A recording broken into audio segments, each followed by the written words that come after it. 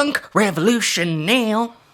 Today we're going to be reviewing the debut album of Kaizo Slumber, the Kaizo Manifesto. Kaizo Slumber is a German Libyan producer who is very talented at making some dope ass tunes. We already know that because he had a previous project. He used to go by the name Acetantina, Acetantina. I don't know how to pronounce that, but the point is they were making some really cool vaporwavy music, kind of bringing together the synthy, beautiful, atmospheric vaporwave tones, which we all know and love, very internet-y and emotional, combined with some epic like trap and breaks. So it's kind of like this emotional, psychedelic, fun,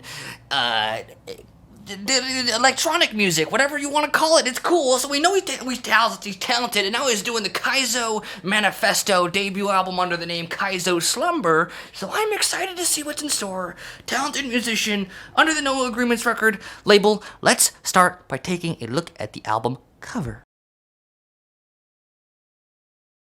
This album artwork just matches this internal energy I have. Just a yeah. It looks like a freaking PlayStation 2 monster in a video game who's very friendly once you get to know him. Maybe you slay the monster and then you just destroy the evil, and then you're just left with the good side of the monster who joins your team and likes to skateboard and have a lot of fun and dance. That's how I see it.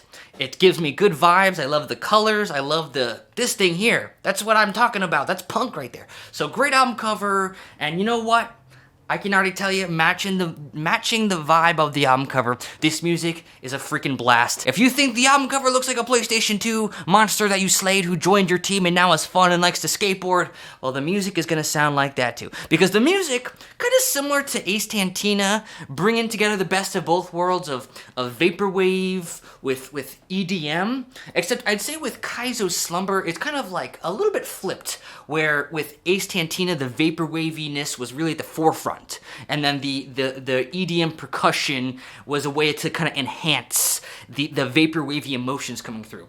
With Kaizo Slumber, it's flipped. The Kaizo Manifesto is a lot more percussion-oriented, a lot more dance music-oriented, a lot more dun dun dun dun dun dun dun boom boom boom boom boom boom, like you're at a rave, like, you know, you're dancing back in the 90s at a club in the UK and you did way too many drugs and you are going to get addicted, so stop doing the drugs! Yeah, but there's still the vaporwave influence there. Like, you can tell this is a musician who's mastered vaporwave tones and has in their artillery a bunch of vaporwavy synths, and you can hear, you know, like kind of playing these, like, you know, jazzy kind of vaporwave. This is the vaporwave tones. It's the vaporwave tones that are kind of like supplementing and keeping the music bouncing forward. Kind of like, I guess you could say, like Wii music, like I mean, you can think of like the Wii Shop music, which is it's kind of like beautiful and very catchy melodies. It's the Wii music. You know the Wii music. So imagine you have these do do do do do with ding ding ding ding ding ding ding ding ding ding with some Wii music in there, and then every once in a while you hear a sample that's like Kaizo Worldwide, B word, not saying that word or else I'm getting in trouble. If that sounds appealing to you, that's what happens in this album, executed really well. Like, not only is it cool because it combines these really interesting elements in a way I haven't really heard before. Like, there's so many vaporwave subgenres you can slice and dice. Vapor trap, vapor punk, blah, blah, blah. I've heard it all. Never have I heard an album that does it like this, where it combines, it's like two layers of nostalgia for me. Because it has the layer of nostalgia that's like EDM, rave music, jungle, breaks, whatever you want to call it, that is like very kind of early 2000s and 1990s, just doom, doom, doom, doom, doom, doom, you know, with fast beats. You got that layer of nostalgia, because I grew up listening to that on YouTube and finding compilations and all that crap. And then it has the other layer that I listened through my teens, which is the vaporwave internet layer.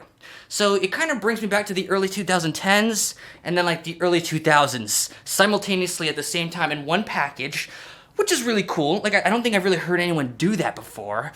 And it's cool enough to kind of continue finding ways to innovate these genres, but he also really executes it really well too. The way this album, like, it has such fantastic dynamics. Like there's times where you just have these like really beautiful melodies and chords kind of played that just are really like fascinating, but still has the beat coming through. And then there's times in this album where the beat just gets like it gets like distorted and aggressive. So it's like a roller coaster. Sometimes you got the chill kind of atmospheric vaporwavy stuff, and sometimes you got the because Kaizo Slumber is really good at using an EQ, whatever the hell he's doing, to make the kick drum just pound your hole off when it needs to pound, but it's not always going to be pounding your hole because sometimes it's going to be chilling and cuddling with you, if that makes sense. It does remind me a decent amount of Zombies' album, Where Were You in 92? Zombies' album, Where Were You in 92? When I was listening to that growing up, I really enjoyed that album too. And you can tell in the album title, Where Were You in 92? That's an album that's going to be really leaning into the nostalgia of 90s European rave music. But Zombies, Where Were You in 92? It took that, but also kind of made it a little bit modern with a little bit of kind of lighthearted internet-y energy when that came out, but no vaporwave. No vaporwave, nothing like that. I think Kaizo Slumber's, the Kaizo Manifesto kind of manages to kind of do that same thing, but just like hit the refresh button, and I think also executed better than Where Were You in 92 in terms of just keeping the album interesting from start to finish, and really fun, playful samples throughout Kaizo Manifesto. Like it just feels like you're at a rave with a bunch of hot people, and they're all yelling at you like, yeah!